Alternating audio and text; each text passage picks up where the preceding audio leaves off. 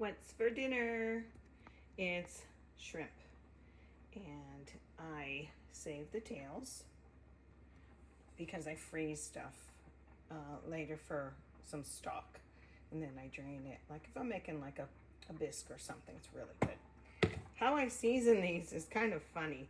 I actually love to use this on many things like steak, not just steak, what it's meant for. See, this is the one from Aldi. Look, I only hardly have any left. So, since I don't have a lot of that and I want this kind of highly seasoned, I'm gonna rub this bagel seasoning because it has a lot of good stuff in there. Garlic and onion, black sesame seeds, poppy seed, blah, blah, blah. I don't know what makes it hot, but I guess it's just the pepper. And I have some orzo on the stove. If you haven't had orzo, it's a nice change of a pasta type dish. You know, your starch instead of just noodles or potatoes or regular rice.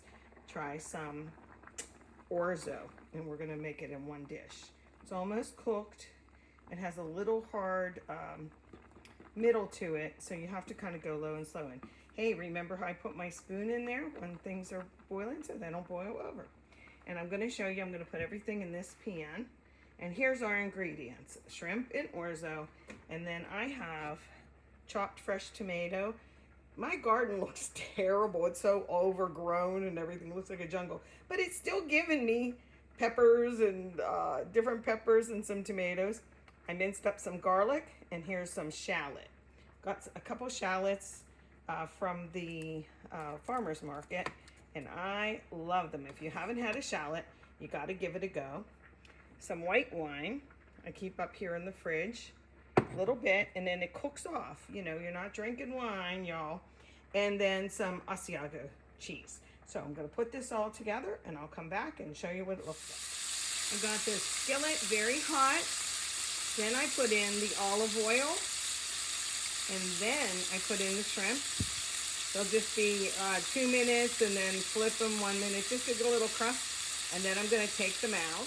Okay, next we have the shallots and the tomatoes in there. And see how the tomatoes, I turned down the heat a little bit. See how they're starting to break down and almost making like a little tomatoey sauce, right? It doesn't take long. And then I am now going to add the garlic because I don't want it to burn. So I put it in just for a couple minutes just to bloom, if you will, and get a good flavor in there. But you want to cook it a little bit because you don't want raw garlic, of course. So the skillet's nice and hot. Just stirring with one hand and have the camera in the other hand. And let's see here.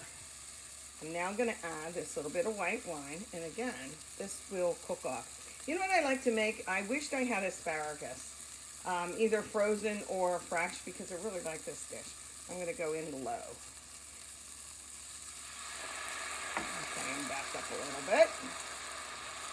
And that'll further cook everything in there. And then this will evaporate quite a bit. And then all we have to do is, after it evaporates, and the flavor, the back flavor of the wine will remain. Okay, I might put some peas in here, I don't know. Whatever I have in the fridge, that's what I look at.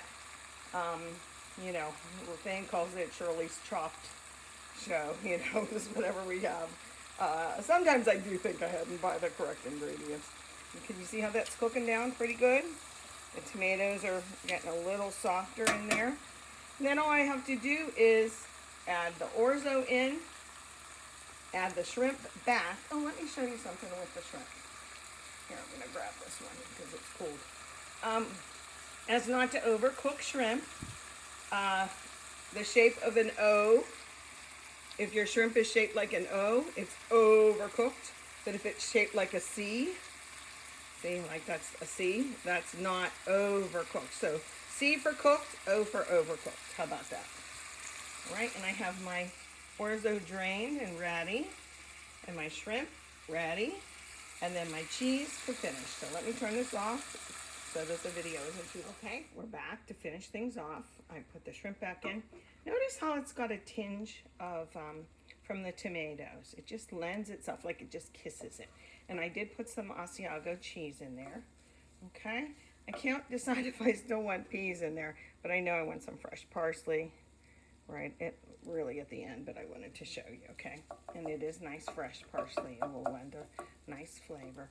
We'll have like a little mini plain salad, some little homemade dressing. I do make my own Good Seasons knockoff, so one day I'll show you that, okay?